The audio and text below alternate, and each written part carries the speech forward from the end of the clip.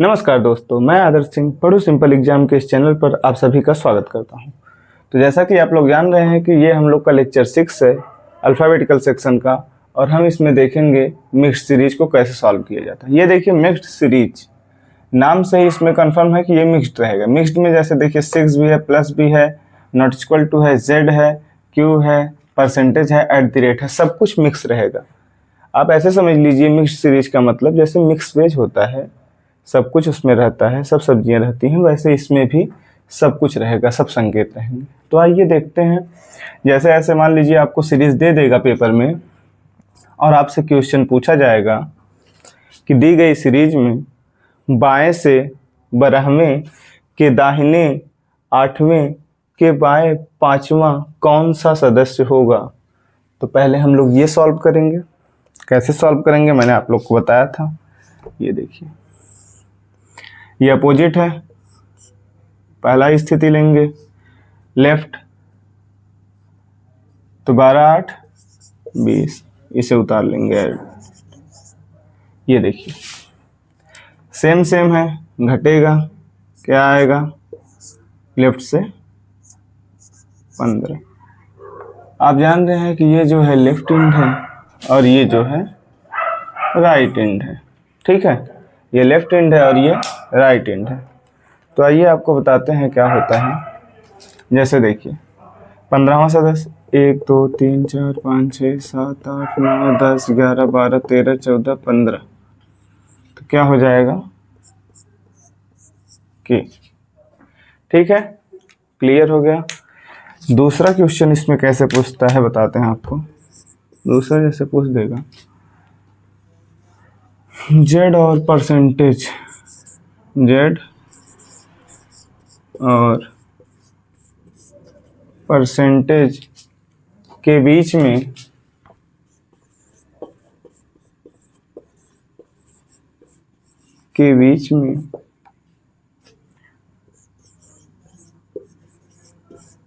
कुल सदस्य कितने हैं। जेड और परसेंटेज के बीच में कुल सदस्य कितने हैं बताइए।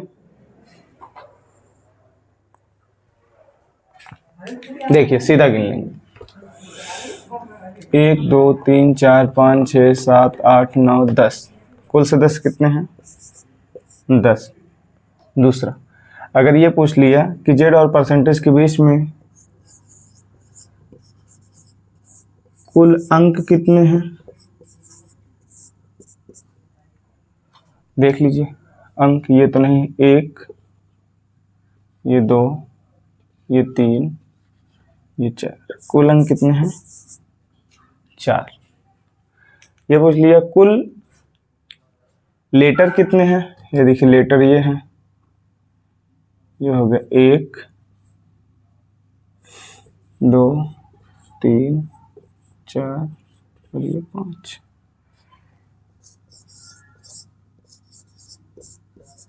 कुल अक्षर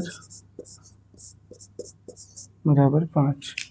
और अगर इसमें पूछ लिया कुल संकेत कितने हैं, संकेत कितने हैं, ये देखिए ये 1 हो गया और ये 2 हो गया, लेकिन ये तो परसेंटेज ही है, तो कुल संकेत कितने हैं 1 ही है।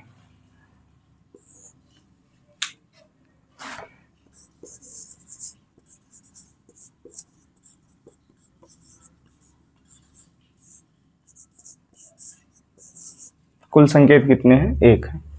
तो ऐसे हम मिक्स्ड सीरीज को सॉल्व कर लेंगे, उसमें कोई दिक्कत नहीं, बहुत ही सिंपल पूछता है। तो समझ गए होंगे आप। देखिए कुल सदस्य कितने हैं 10 हैं, कुल अंक कितने हैं 4 हैं, कुल अक्षर कितने हैं 5 हैं, और कुल संकेत कितने हैं, बस ये 1 है। ठीक है, क्लियर हो गया। जेड और परसेंटेज के बीच में कुल कितने सदस्य हैं, कुल कितने अंक हैं, कुल कितने अक्षर हैं और कुल कितने संकेत। तो आइए आपको अब लास्ट कॉन्सेप्ट बताते हैं इस चैप्टर का, जो कि बहुत ही सिंपल है, आप देखते ही उसे सॉल्व कर देंगे। देखिए लास्ट वाला क्या था बताएंगे आप लोग, याद है आप लोग को कि सब भूल रहे हैं, याद करते चलिए। देखिए लास्ट वाला हम लोग का था वेरिएबल,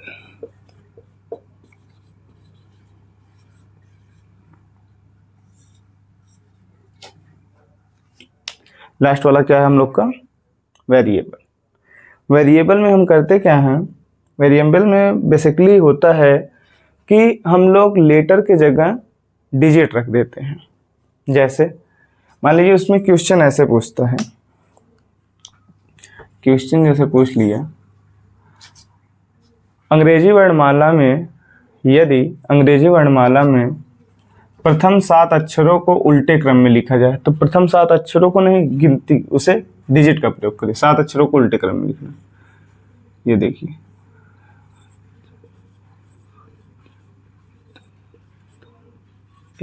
ठीक है। प्रथम 7 अक्षरों को उल्टे क्रम में लिखा जाए और आगे वाले 5 अक्षरों को वैसे ही रहने दिया जाए, मतलब 8, 9, 10, 11, 12, आगे वाले 5 अक्षरों को वैसे ही रखा जाए, तथा आगे के 5 अक्षरों को उल्टे क्रम में लिखा जाए। आगे के 5 अक्षर क्या होंगे? 12, 5, 17, तो 17 लीजिए, 17, 16, 15, 14, 13, ये देखिए 5 हो गए उल्टे क्रम में, ठीक है। तो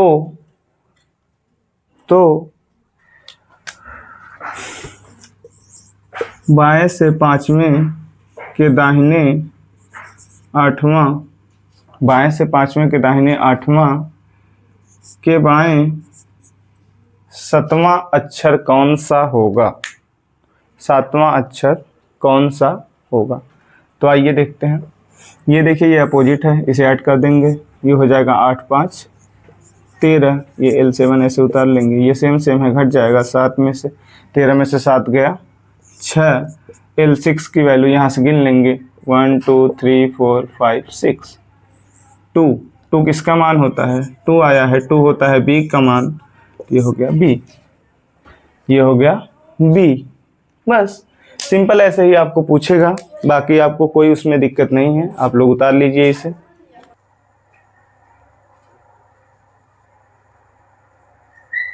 देखिए